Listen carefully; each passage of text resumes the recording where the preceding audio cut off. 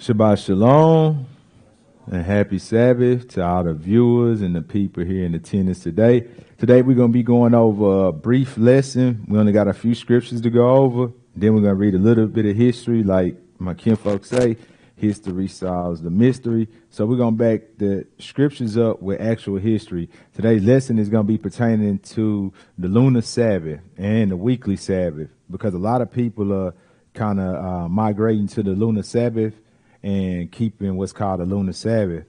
But we're going to go through the scriptures and we're going to see if it's biblical or is this something that was created by man. So we're going to start off in Exodus 31. Exodus 31. Because the fourth commandment is to remember and keep the Sabbath day holy. So we're going to deal with some scriptures and history, and we're going to bear out and see if the lunar Sabbath is biblical. All right, my brother, when you get to Exodus 31, and shalom to our family in Florida, too. We miss y'all. All right, Exodus 31, and we're going to read verses 12 through 14. Exodus 31 and verses 12 through 14. And we're just going to read this to see that it was important to the Most High about the Sabbath, because all the commandments that he put in place were supposed to make it to where the people reflect the Father and to have them set apart from other people. Even though there would be similarities in certain ways and things that they would do, the Sabbath was actually supposed to be one thing that set them, the way they kept it was supposed to keep them set apart from the rest of the world. So now that everybody keeping the lunar Sabbath, we're just going to see if this was what they was doing in past history. All right, Exodus 31, 12 through 14. When you get there, my brother, go ahead. Oh, yeah, my name is Brother Nehemiah, and this is my brother Kurt, and he's going to be reading for us today. Go ahead, verse 12, please. And Yahuwah spake unto Moses, saying, Speak thou also unto the children of Israel, saying. So who spoke to Moses? Yahuwah. Right, and he said what? Speak thou also unto the children of Israel, saying, Verily my Sabbath ye shall keep, for it is a sign between me and you throughout your generations, that ye may know that I am Yahuwah that doth sanctify you. So this is supposed to be a day of rest and a day to be set apart. When other nations would see how they would keep the Sabbath day, they should be able to identify an Israelite just off the way he would keep the Sabbath day, no matter where he was at. Keep going. Ye shall keep the Sabbath, therefore, for it is holy unto you. And holy means set apart. So he said, keep this Sabbath because it's set apart for you. Keep going. Every one that defileth it shall surely be put to death. So at that time, you will be put to death for profaning the Sabbath. Keep going. For whosoever doeth any work therein, that soul shall be cut off from among his people. So if you're doing servile work during the Sabbath and other things, then you will be cut off from the people. And it also says if you profane the Sabbath that you will die. So it was very important for you to know when the Sabbath was. So now you got people saying, no, we keep the Sabbath based off of the moon. But the Bible says something different. So we have to know when the Sabbath is. Like, put yourself back in them days. If somebody starts saying, no, we keep it off of the moon, and you caught on a Sabbath day doing something because you don't consider it the Sabbath day, you like, no, the moon ain't hit yet, right? Then that could be your life potentially on the line. So we're going to back it up with history so we can see what was actually going down. Because people who keep the lunar Sabbath, which mean they base it off the moon, when the new moon come in, then they start counting from that day, 1, 2, 3, 4, 5, 6, 7. And then they'll keep the Sabbath on the 8th day of the month, of that new month. They'll keep it on the 8th, the 15th, the 22nd, and the 29th. That's how most people do it. They see the moon, then they count 7 days from there, and on that 8th day, keep the Sabbath for 7 days from there, the Sabbath, 7 days from there, the Sabbath, 7 days from there, the Sabbath, until the new moon comes in again. Then they count again from the 7 days. But that means that they hitting it. The last Sabbath will be on the 29th of that month, but every month don't have just 30 days in it. So some months gonna have a extra day in it. So how are you gonna keep the count, right? Some people call it transitional days. So if it would happen to be 30 days in that month or 31, then they'll say, oh, this is just transitional days. We don't count them days. So now you're just leaving it out. But the Most High count every single day because every day is a blessing, right? So I ain't say it right. I'm sorry, family. 1 Samuel 20, in verse 5. Because a lot of people go into this now. And a lot of it is because they dealing with books like the book of Enoch and stuff like that, in which the Bible never even speak about no book of Enoch. It talk about him being a prophet and he lived and stuff, but it never says, oh, Enoch, like as it read in the book of Enoch. It'll say the book of the seers, this book, that book, but it never mentions the book of Enoch. But a lot of this is validated and the foundation is laid by the book of Enoch, which also tell you that angels sleep with humans. Right. So we gotta just put this out here so those that do keep the lunar Sabbath, I have something to meditate on, you know, because they might not have heard of some of this stuff. So we in 1 Samuel 20, and we're gonna read verse 5, 18 through 19, 24 through 27, 34 through 35, and verse 42. 1 Samuel 20, and read verse 5 for me, please.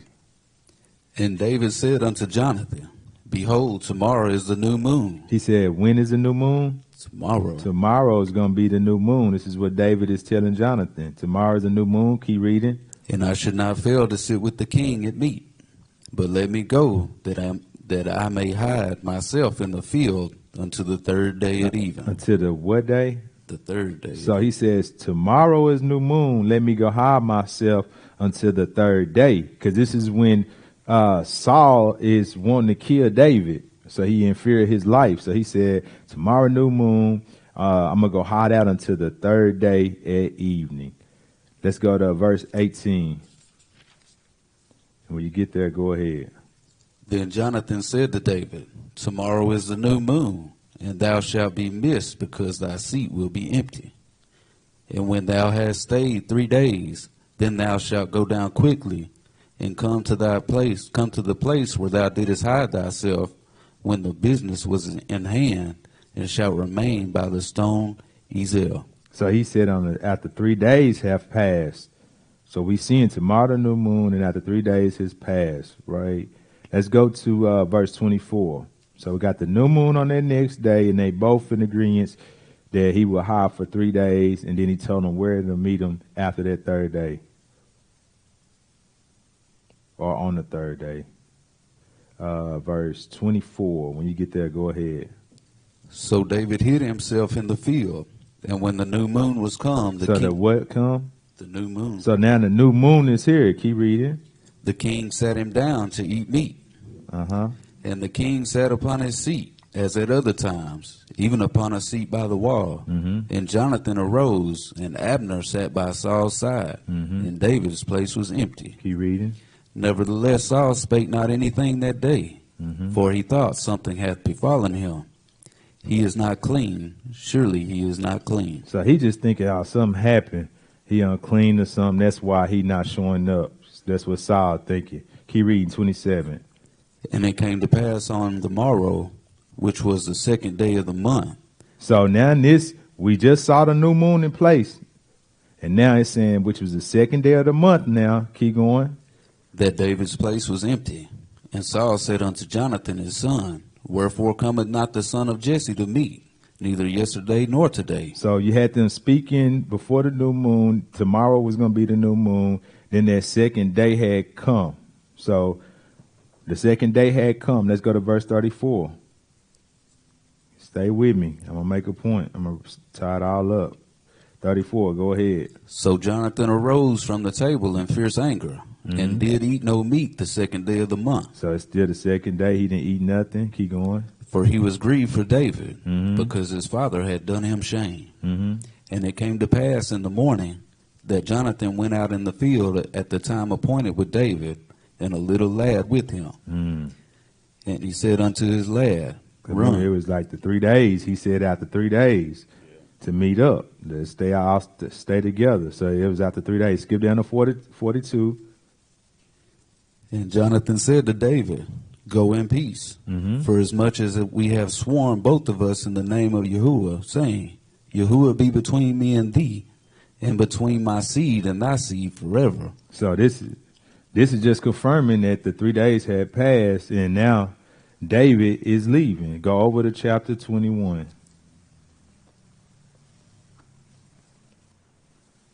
And we're going to read verses 1 through 6. And when you get there, go ahead. Then came David to Nob, to Ahimelech the priest. And Ahimelech was afraid at the meeting of David, and said unto him, Why art thou alone, and no man with thee? And David said unto Ahimelech the priest, The king hath commanded me a business. So he was scared, actually, of David, because everybody knew David's reputation. So he like, why you alone? So he don't know if he on a mission, if he done messed up, or did he see me do this? We don't know what he was thinking, right? Verse 3. Now therefore, what is under thine hand? Give me 5 loaves of bread in my hand, or what there is present. And the priest answered David and said, So he's saying, give me 5 loaves of bread. And remember, who is David speaking to right now? He's speaking to the priest. And where do priests, where did they do their work at? In the temple, right? So he already like, what you doing in here? And so, it got to be something. You going to kill me or something? Because there ain't no other reason you should be in here. This is the place for the priest. So he said, give them 5 loaves of bread or whatever can be found. Verse 5. And David answered the priest and said unto him, Of a truth, women have been kept from us about these 3 days, since I came out. So how long was it? He said these what? 3 days. Right. So it's been 3 days. Since I came out, and the vessels of the young men are holy, and the bread is in a manner common, yea, though it were sanctified this day in the vessel. So, because remember when you would, when a man's seed would spill, he would be considered unclean. So he's like, nah, we've been separated for our women for 3 days. So he's saying, give them the consecrated bread. Read 7 too. Go to 7. Yeah, read verse 7. Now a certain man of the servants of Saul was there that day, detained before Yahuwah, and his name was Doeg. You on verse 7? Mm-hmm. Read that again. Did I skip over? You at 1 Samuel 21 to 7? Mm-hmm. Okay, go ahead. I need to change my version then. It's throwing me out. Go ahead. Now a certain man of the servants of Saul was there that day, detained before Yahuwah, and his name was Doeg, an Edomite, the chiefest of all the herdmen that belonged to Saul. That's verse 7 on yours?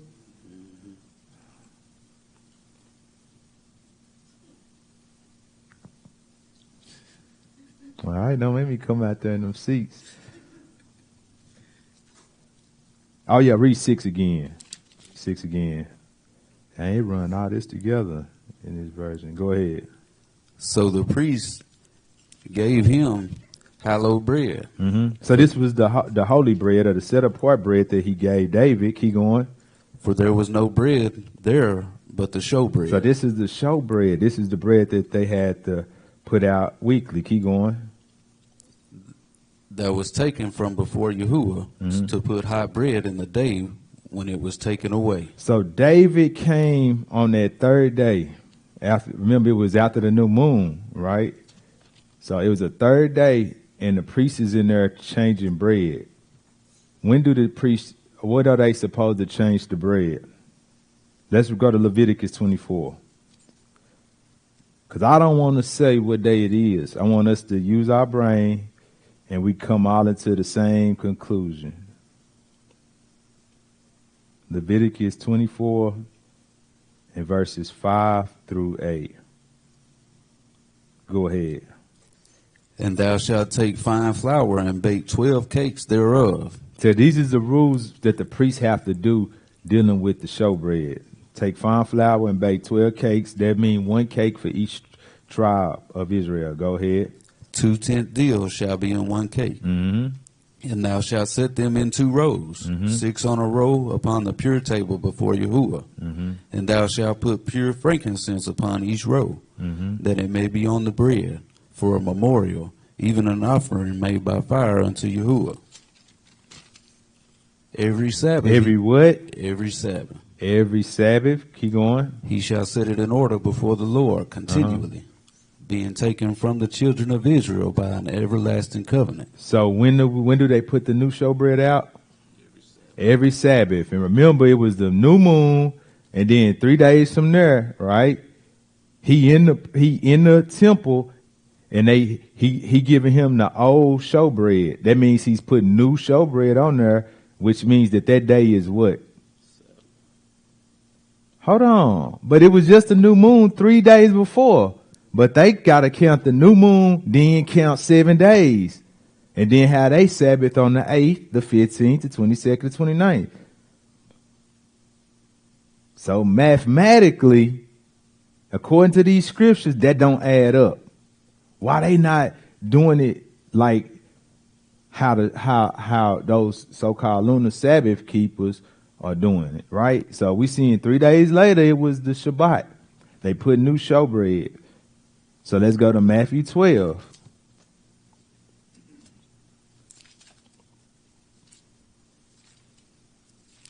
I mean, that's a problem to me. That alone, I would have to question it.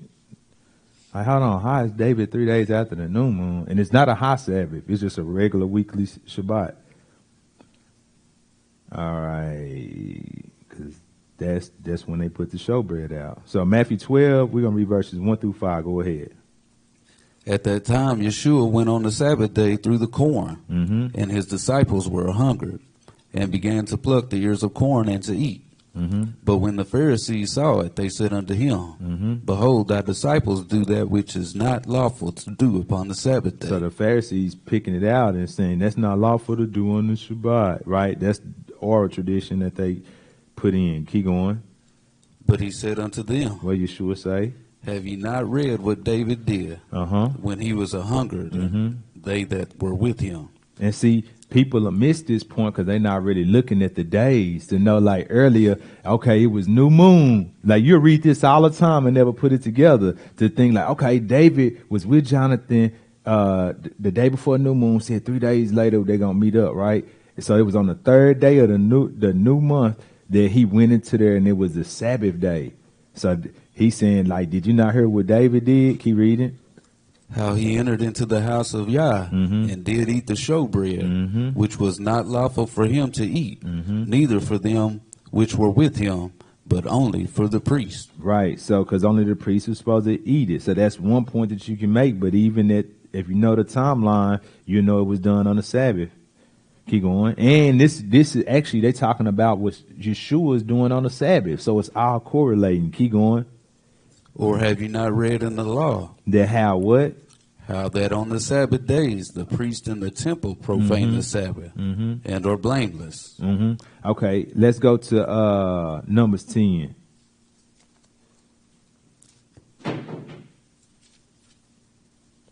So even Yeshua referenced him and what he was doing, and it was on a Sabbath day. Numbers 10, and we're going to read verses 11 through 12. And skip down to 33. 11 through 12 and skip down to 33. Because on the Sabbath day,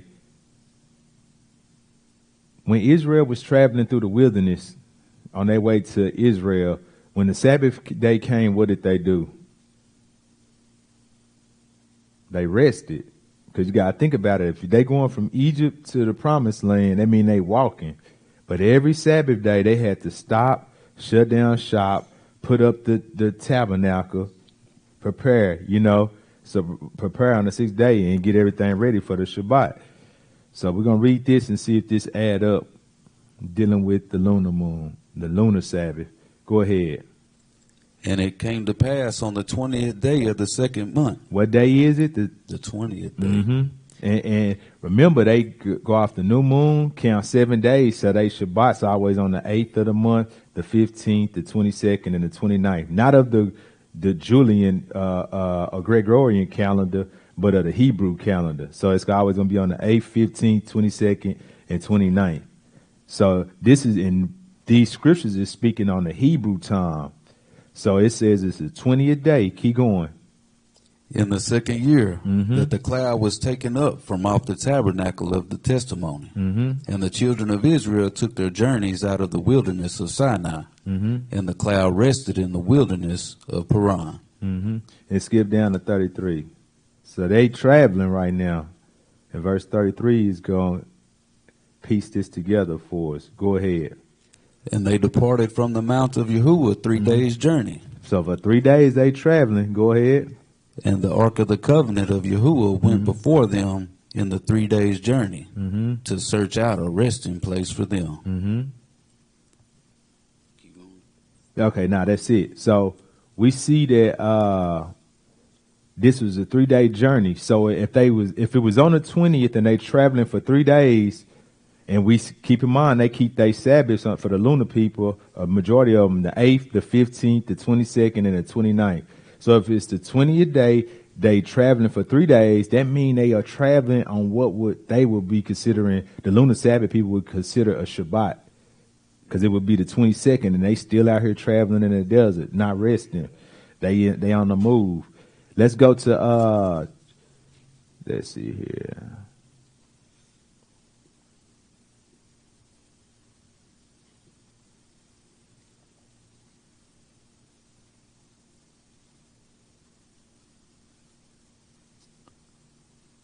Leviticus 23.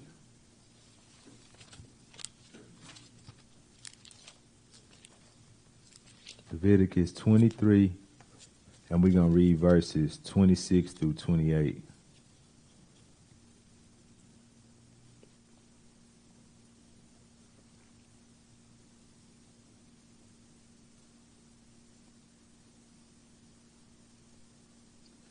Okay, go ahead.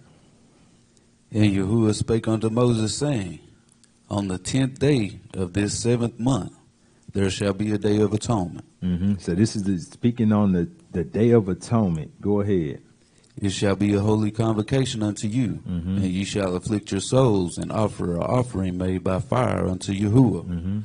And ye shall do no work in that same day, for it is a day of atonement, to make an atonement for you before Yahuwah thy Elohim. So this is showing that when the feast days come, that overrides the normal work days. So even if it's not on a weekly Shabbat, if the feast day or high holy day lands on a Monday, Tuesday, or Wednesday, what we would call it today's day, which would be 3rd, 4th, 5th day, you're not supposed to work. So he's showing when on my set apart days, my Moedim, this overrides your normal activity, because this is a set apart day. Amos 8 and 5, because this is where the key scripture, like when I ask people to explain it to me why they keep it, this like they go to bread and butter to try to sew in the new moon with the Sabbath to say that we gotta go based off of the new moon. Amos 8 and verse 5. Go ahead. Saying, when will the new moon be gone? Because remember, this is where they wanted to sell goods, so they couldn't wait for the new moon and Shabbat to be done. Keep going. Saying when will the new moon be gone? What? That we may sell corn. They want to make their money. Keep going. And the Sabbath, that we may set forth. Oh, man, see? The new moon and the Sabbath. See, they go together, my brother. You had just been tricked by the man. You use Monday, Tuesday, Wednesday, Thursday. My brother, did you know that Thursday is for the god Thor? Friday and Saturday, my brother, you know that's for the god Saturn. Yeah. So they get real deep on you, right? They use it. Oh, the new moon and the Sabbath. Go ahead and finish that. That we may set forth wheat, making the ephah small and the shekel great, and falsifying the balances by deceit. Right. So they want to go and get their hustle on, get their money, because, you know, on the Sabbath day, the weekly Sabbath day, we can't work, and also on what? The high Sabbaths. So we're going to see if this is the tying in the new moon and the Sabbath together, because this is their bread and butter. Leviticus 23.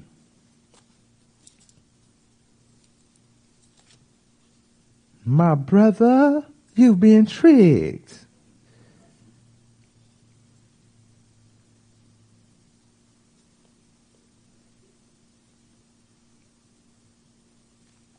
All right, Leviticus 23 and then 24 through 25. Leviticus 23 and 24 through 25. Go ahead. Speak unto the children of Israel, saying, in the 7th month, in the first day of the month, ye shall have a Sabbath, a memorial of blowing of trumpets, unholy convocation. So you got to have a holy convocation on the first day of the 7th month. And this is what? The memorial of a blowing of the trumpets.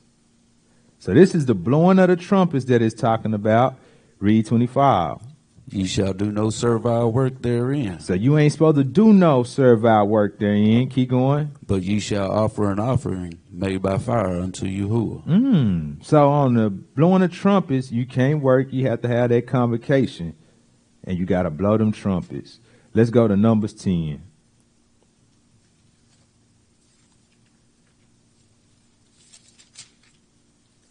Numbers 10 and verse 10.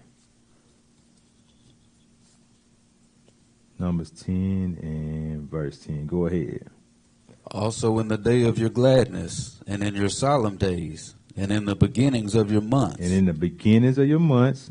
Ye shall blow with the trumpets over your burnt offerings, and over the sacrifices of your peace offerings, that they may be to you for a memorial before your Elohim. I am Yahuwah, your Elohim. Right. So the blowing of trumpets is going to also happen on the new moon. But it didn't say nothing about you can't work. But it's a difference when it's the blowing of the trumpets is no work, but just blowing the trumpets to bring in the new moon, the first day of the month. It never said that you cannot work. But every other set apart day, he gives you rules, guidelines, and regulations, and he makes it clear that you can't work on these days. But he never said, okay, when you on that new moon, that first day, you can't work, you can't do nothing. We saw how children of Israel moving, carrying all this stuff, and they journeyed through the wilderness on the new moon. So something wrong, because these same people who keep the Sabbath based off the new moon will tell you can't work on that day and all that. Imagine how hard life. It's already hell trying to get off on the regular Saturday with what the world calls Saturday. We call the Sabbath day or Shabbat. Now imagine your Shabbat switching every month. It's on a different day of the week. Man, that's going to be hard to maintain a good job, you know.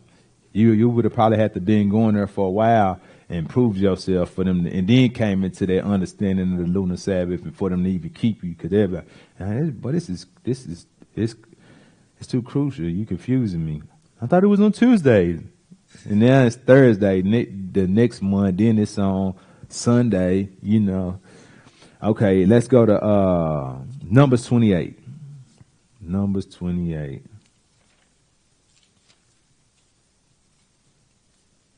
Numbers 28. Because they'll think we don't value the moon. They think we just discredit it. That's how we tell the holidays. The holy days is off of the moon. So we got to keep track of that, you know. We won't even be having our feast days nowhere close to where it's supposed to be. And they think we just pagan, you know. Because, see, no. And they try to use the names of the weeks changing and all of this. The Greeks did this and that. Come on. It's always been a 7-day cycle. Even throughout history, a lot of different religions and stuff, when you study it, it was special to them in the 7th day. If you look up, go to all these countries and look at what they call Saturday, it's going to be like Sabbath. It's always it's based on the Sabbath. And that's in, I forgot how many languages, so don't give me the line, but it's a lot of languages. And instead of saying Saturday, it has something with the Sabbath using it as the base in their word. So Numbers 28 and 11. Numbers 28 and verse 11.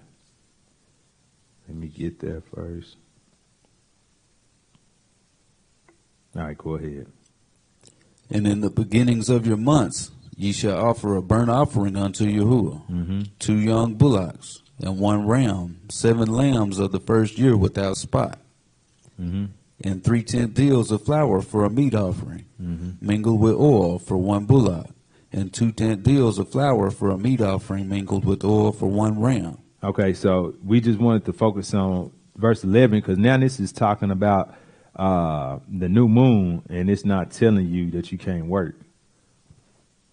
So we see the scriptures tell us clearly on the high holy days you can't work, you can't do this, but on here it ain't even saying that you can't work. So let's go to verse 17 and read through verse 18. And in the 15th day of this month is the feast. 7 days shall unleavened bread be eaten. So now we get into the unleavened bread. Keep going. In the first day shall be a holy convocation. Ye shall do no manner of servile work therein. So you can't do no work on this day. You see how he making a difference? You can't do no work on that day. Numbers 29 and 1. Numbers 29 and verse 1.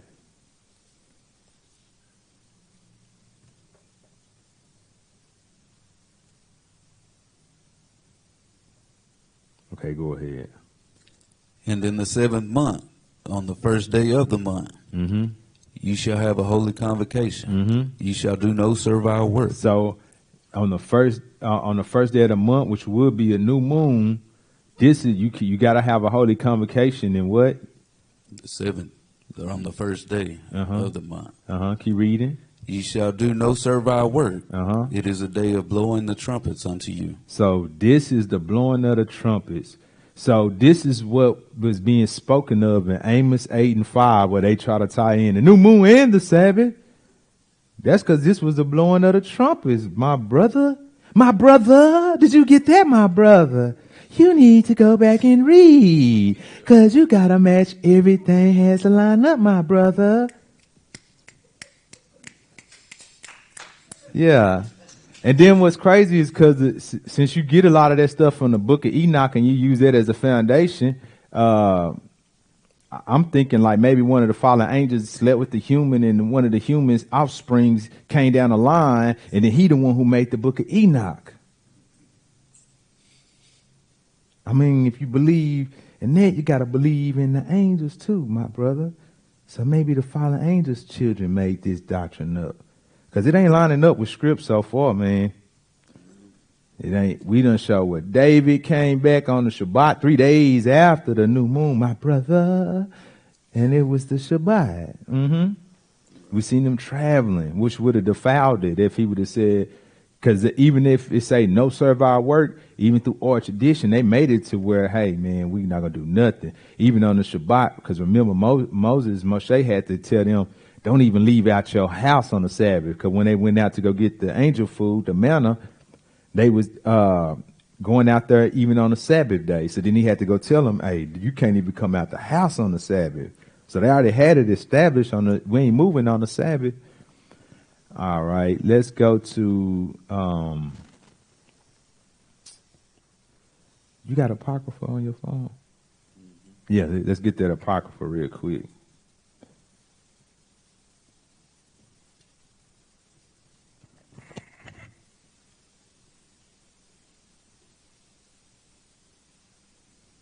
We're going to go to the Apocrypha, y'all, because history solves a mystery, as Mr.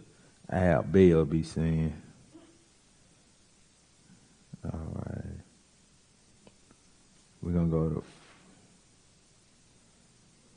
First Maccabees, and we're going to read chapter 2. First Maccabees, chapter 2. And we're going to read verses 31 through 32. And 36 through 38. First Maccabees chapter 2, 31 through 32, and 36 through 38. So we got to prove that Saturday, what the word calls Saturday, is the true Shabbat. And we're going to do this using the history. Because even Josephus states that the Romans were influenced by the Jews to switch their weekly cycle, because they had an 8-day cycle. But by being around the Jews, they switched their cycle from an 8 to fix the 7-day cycle of the Jews. Because you got to think about it, the Jews were involved with a lot of commerce. Because we got to put it like, we got to think about it logically. They around each other, so you have to do business, you know. So they switched everything over from an 8, and you can look this up. This is historical. They switched they weeks from an 8-day week to a 7-day week, and they didn't have names at first. They just had letters that represent the day. So it might be HJ or that represent the 8 days. So let's read some history out of the Apocrypha, and this is factual history. Even for people who don't believe in the Apocrypha, all of this line up with history and is written about in many places. First Maccabees chapter 2, and we're going to read verses 31 through 32. Go ahead. Now when it was told the king's servants and the host that was at Jerusalem in the city of David, that certain men who had broken the king's commandment were gone down into the secret places in the wilderness, they pursued after them a great number, and having overtaken them, they camped against them and made war against them on the Sabbath day. So this is the Greeks. So they're using this strategy because they know that the Jews do not do nothing on the Sabbath. The Israelites don't do nothing on the Sabbath. So the Greeks are using this as a strategy in war. And that's clever. Who wouldn't do that? Who got a brain? I know they ain't going to do nothing on the Sabbath day. So we're going to attack them on the Sabbath day. So it says they made war against them on the Sabbath day. Skip down to 36. Howbeit they answered them not, neither cast they a stone at them. So they ain't fighting back. Keep going. Nor stopped the places where they lay hid. Because remember, even what Yeshua tell them people in Matthew 24, woe unto you if it be what? On the Sabbath day. Yeah, that's Jiminy. Yeah. Okay, so he say, howbeit they answered them not, neither cast they a stone at them. So they're not even throwing a rock. They won't even throw a grape in a fruit fight right now. Read verse 37. But said, let us die all in our innocency. Child. I want to do the pinky right now. Oh! Read that again. But said, let us die all in our innocency. Man, let's just die on this Shabbat. I mean, they better than me. Because I would have been Kendrick Lamar on them. I would at least got my brother BB gun out his truck and lit something up. But they said, let us die in innocency. Go ahead. Heaven and earth will testify for us that ye put us to death wrongfully. Keep going. So they rose up against them in battle on the Sabbath, and they slew them with their wives and children and their cattle to the number of 1,000 people. So they were just like, just let us die. And the Father gonna see what's going on. Let's go to, now in the Apocrypha, go to Ecclesiasticus. Because this is somewhere that Ecclesiasticus 43:7. And they call it the book of Sirach as well. Ecclesiasticus in the Apocrypha 43 and verse 7. Go ahead. From the moon is the sign of feast, a light that decreaseth in her perfection. So this is even another place where it's saying the moon is a sign of what? Feast. So they'll take this out of context and throw the Shabbat in there with it.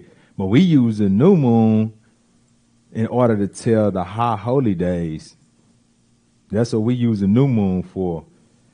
So they'll take it out of context and even lump it in, because they'll go here and then go to Amos. Or they'll go to Amos 8:5 first and then come here and say, so you need the moon to correlate with the weekly. All right. Let's go to Genesis. I gotta go here because that was the last of my scriptures. Because I was going to prove that it started at evening too. Because a lot of people are starting to say, now the Sabbath starts Saturday morning to Saturday sundown. That's what a lot of people switching to too. But I'm going to alleviate those. And we're going to go to Genesis 1:1.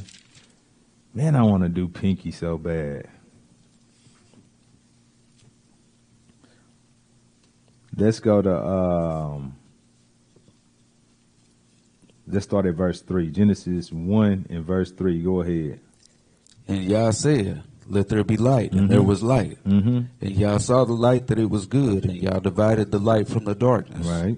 And Yah called the light day, and the darkness he called night. So now we got day and night established. Keep going. And the evening and the morning were the first day. Was the first day. Okay. Now let's go to verse 8.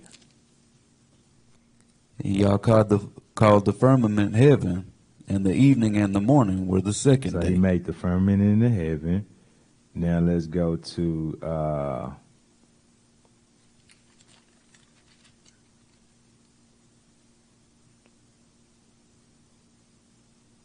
verse 14.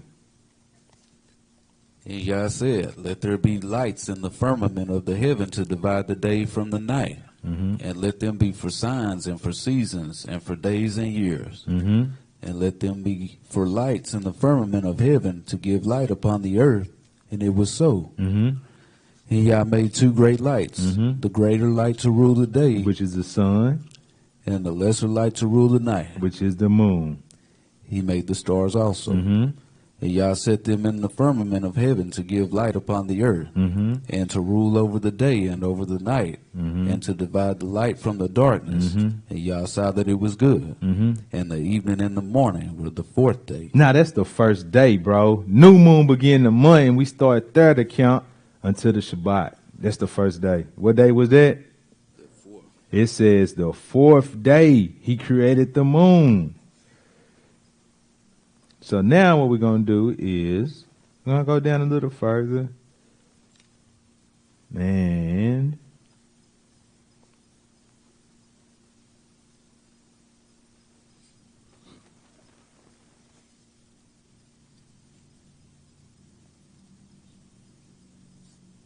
let's read the last verse in chapter 1, which would be verse 50. I'm sorry. Let me see here. 31. I'm tripping. 31. Yeah, go ahead. Yah saw everything that he had made, and behold, it was very good. And the evening and the morning were the sixth day. So he done with creating stuff now. And that was the sixth day. Go over to chapter 2 and read verse 1. Genesis chapter 2 and 1. Thus the heavens and all the earth were finished, and all the host of them. And on the seventh day. So it's the seventh day now. Remember, the moon and sun and all that and stars was made on the fourth day. Now this is the seventh day, which is 3 days later. Go ahead. Yah ended his work which he had made, and he rested on the seventh day from all his work which he had made. Right. And Yah blessed the seventh day and sanctified it, because that in it he had rested from all his work which Yah created and made. So this is the day when he made the seventh day, which is the Shabbat. This was 3 days after he made the sun and the moon. So how in the world do we now take the moon and count 7 days after that? When this is the original blueprint of how he did everything. When he did everything in Genesis 1 and 2, he always say it was good. It was good. So now we're gonna go to a little bit of history. It's gonna be what I text you. So now we're gonna go into a little bit of history just to back it up. We're going to go into a little bit of history. And I tried to put the numbers on there so we can go. So the first one should say War of the Jews. And this is because this is historical stuff that was written by Josephus. So we're going to be dealing with historians now and see what they say.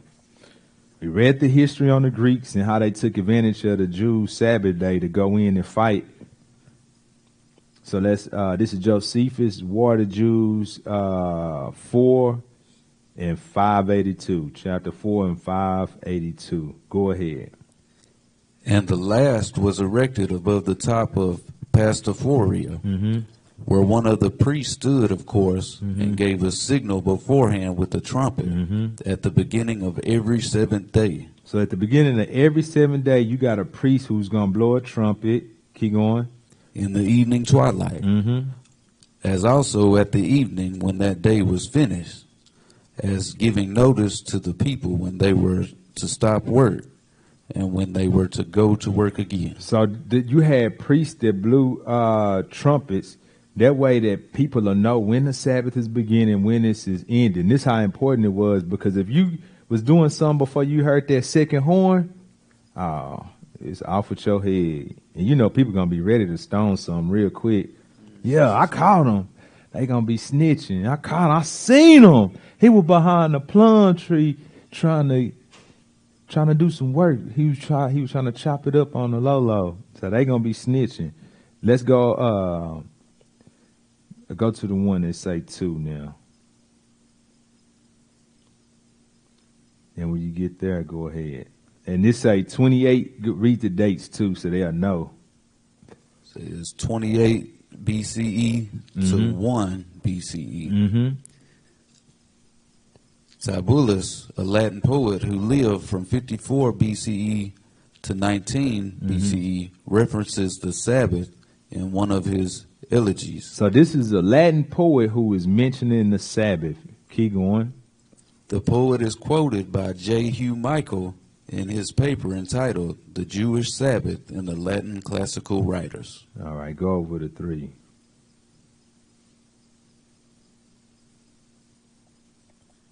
Tibullus again gives us a glimpse of the influence of the Sabbath on the Romans. So you see, this is historical. He says he gives us a glimpse of the influence of the Shabbat on the Romans. Keep reading. Let's see what he say. The poet, sick in a foreign land, complains of his loneliness. Neither mother nor sister has he there to nurse him, nor is Delia with him, she who had inquired of all the gods before permitting him to leave the city. So, and this is because it was on the Sabbath. Now go to 4.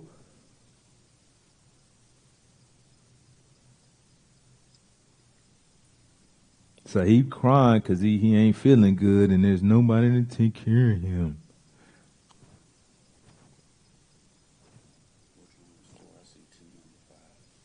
Oh, you don't see 4?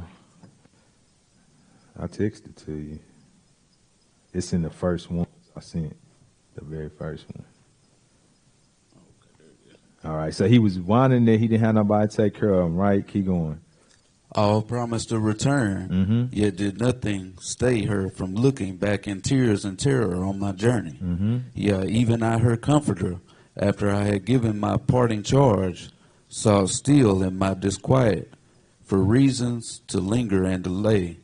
Either birds or words of evil omen were my pretext, or there was the holy day of Saturn to detain me. So we influenced them by our Shabbat. So then they tried to go and make the day of Saturn holy, right? And then they started doing similar stuff like, hey, you ain't required to work, and all of that stuff. So they started doing a lot of stuff because we influenced them. And so they call it the day of Saturn. And so they're going to say, but still, that's the Greeks, that's the Latins and all this and that, right? But we're going to tie it all in together. Go to the number 5 now. The day of which the poet speaks is, of course, the Saturday. What we call Saturday, the Greeks and Romans call Saturn's day because they dealt with the god Saturn, and all that Saturnalia stuff. Keep going. Or as Postgate puts it, the Jewish Sabbath. Or it was the Saturday or the Jewish Sabbath. Keep going. On which no work was to be undertaken. And the implication is clear that unwillingness to set off on a journey on the Sabbath day was no usual thing among the inhabitants of Rome. Was no unusual thing, For Tibullus is enumerating the common reasons for the postponement of journeys of which he was only too ready to avail himself. Right, so he did this because of how they started keeping they Saturn's day. But the point is to show you that They Saturn's day, which we call now Saturday, was the Jews' Shabbat. You see what I'm saying? Okay, let's go to let me see. Go to number 6. It's right under number 5. Between number 5 and 7. Go ahead. Still more impressive is the witness of Ovid. In the Ars Amatoria, he instructs the young Roman who is desirous of finding an object for his affections how he should set about his search. The quest need not take him far afield. There is no lack of suitable damsels in Rome. Mm-hmm. The poet even specifies the parts of Rome where the quest of the amorous youth is most likely to be crowned with success. Mm-hmm. He should not neglect Adonis lamented of Venus, or the seventh day observed as holy by the Syrian Jew. So they lining everything up for you. Let's go to number 7. They lining everything up. They telling you how their holy day was the Jews' Shabbat. And we saw in history how they adapted their 8-day work week to 7 days due to the Jews. Go ahead. The masses have long since shown a keen desire to adopt our religious observances. That's deep. Keep going. And there is not one city. There is not one city. Keep going. Greek or barbarian. Greek or barbarian. Nor a single nation. Not even a single nation. To which our custom of abstaining from work on the 7th day has not spread. This history. Keep going. And where our fast and the lighting of lamps and many of our prohibitions in the matter of food are not observed. And who said that? Read the bottom. That was Apion 2, verse 282 through 283. Right. So we see in the history, he even told you, he said, it's not one nation, not one city who is not adapting these. Because that's what we were supposed to be, is the lights of the world. Even if they started trying to do their own stuff to put to their gods, we still supposed to be the light, and eventually they're going to venture all the way over to the right side. First you're going to switch your days, and then you're going to start seeing like, man, they got us. It's still something different. Nah, they got the true power. They got the true power, the true one and living God, right? Let's go over to let's see it here. Hit 8 for me. The first part of this direction can only mean that the youth should visit the temple of Venus when her grief for Adonis was commemorated on the anniversary of his death. Similarly, the second part must mean that he should attend the Sabbath services held in the Jewish synagogues. Keep going. Is it possible to attach any other meaning to the advice that the youth should not avoid the 7th day observed by the Syrian Jew? And what meaning is there in the council unless Roman maidens were wont to attend those services? Right, and this time back into Tibulus, when Tibulus was speaking about, they were talking about, it's not a lack of the women in Rome and all of that. Let's go to 9. This is 70 to 84 CE or AD.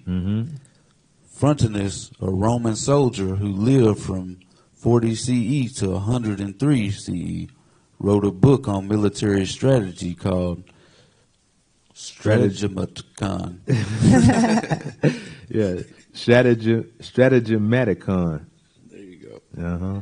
In 84 AD, in it he writes, the deified Augustus Vespasian attacked the Jews on the day of Saturn, a day on which it is sinful for them to do any business. See how they call the Shabbat Saturn? But this is our history. They attacked them on the day of Saturn. So the same thing the Greeks did first, the Romans followed suit. And you can find this in Frontiers Stratagem 2.1.17. And let's see here. Do we even need 10? We don't need 10. We just hit them with a couple more. Go to, let me see.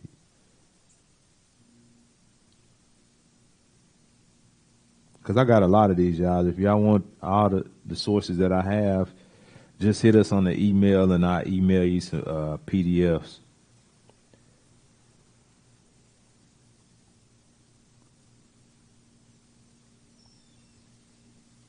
Go to 14. Actually, let's go to 13. Hit that 13, and we'll skate out of here. 13. And then one more after that. Go ahead and hit 13. The second battle listed by Cassius Dio occurred in 36 BC.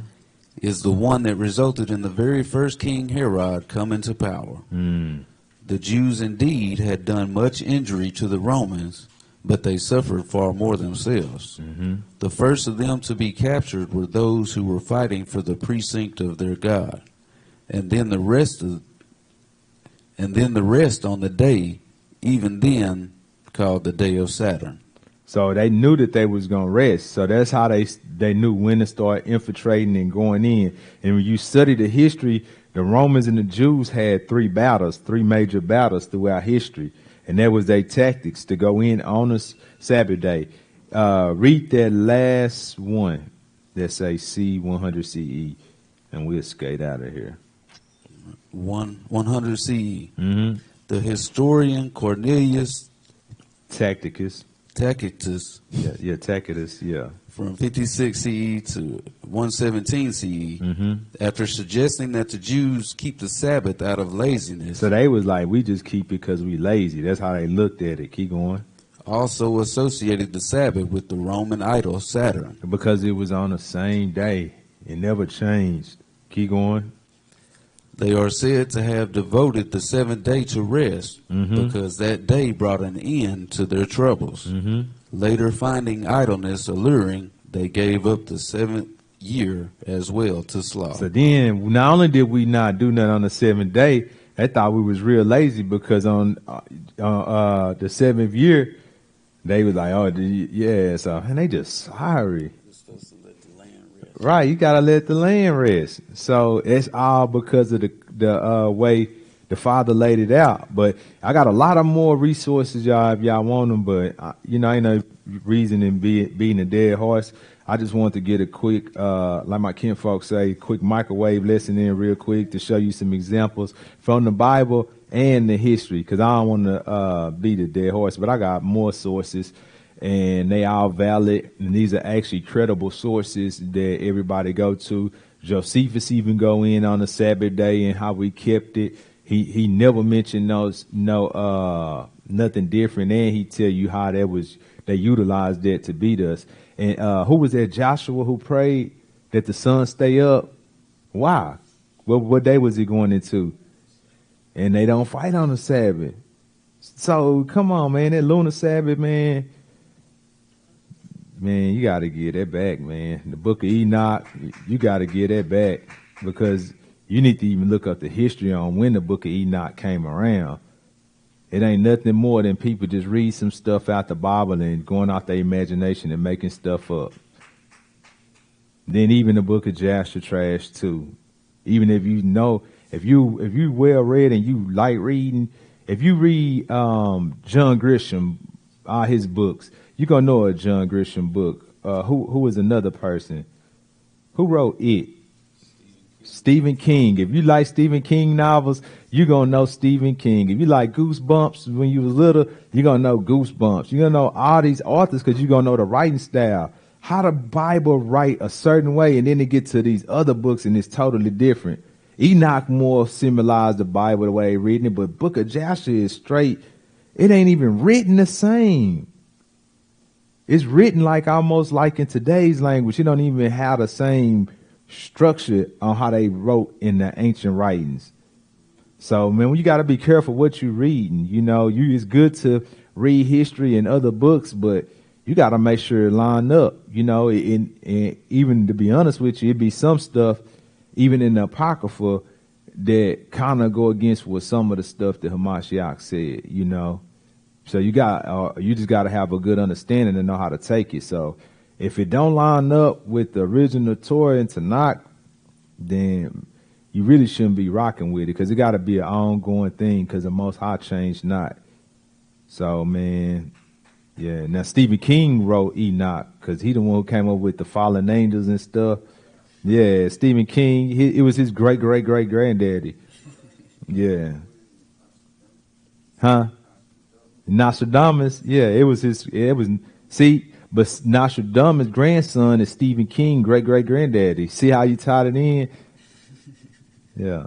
Don't quote me on that, boy, because I ain't, yeah, Negrodamus. Yeah. Yeah, but but the book of Enoch was supposed to be in the Bible, y'all, and it was supposed to be in the book between Nicolations and Fulanometry. Fulan, yeah, but we're gonna close this out. I just wanted to touch on the Lunar Sabbath real quick to just show you some scriptures from the book that you can use to explain that ain't valid, and you back everything up with history, man, because the Most High gonna lead a history so that you can be able to have a foundation to stand on. But you just gotta be willing to look. It's a lot of resources that prove out that the Shabbat is on that same 7-day cycle. And you got to ask yourself, how in the world he going to create the sun, moon, and stars on the 4th day, and then he kept and separated the 7th day, but you telling everybody, oh, when the new moon come, then you count 7 days from then and keep the Sabbath day. Then what people, some of them call transitional days, on them days when the moon stay dark for 2 days and stuff. Come on, fam. Come on back, really back in. Come back over here and get with this Genesis program where everything was written was good. And with that being said, we appreciate y'all who tuning in. Appreciate all y'all here in attendance. And then we got my lady back there, man, she had to step in for Brother David, y'all. Everybody give him a hard time. But thank y'all for tuning in. I love y'all. Peace to my out of viewers. Special love and shout out to our family in Florida. And Shabbat Shalom.